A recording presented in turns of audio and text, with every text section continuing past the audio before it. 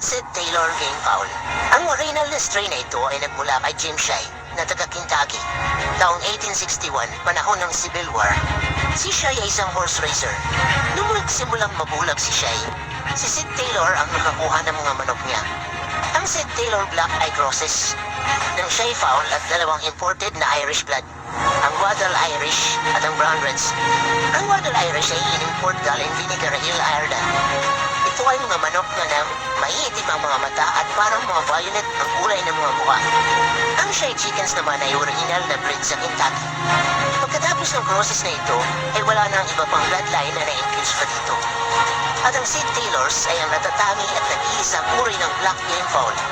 At sa loob ng 40 taon, si Sid Taylor at Mr. Gay lang ang meron ito. Ang Sid Taylor Black na All Blacks ay kilala sa kanilang bilis at cutting ability.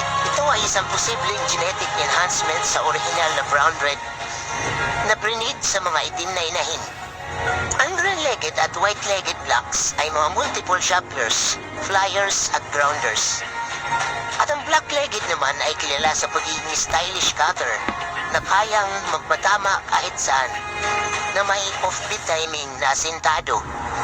Ang Sid Taylor Black ay mga vertical cutting flyer din. Sasalubungin ng kalaban pababa habang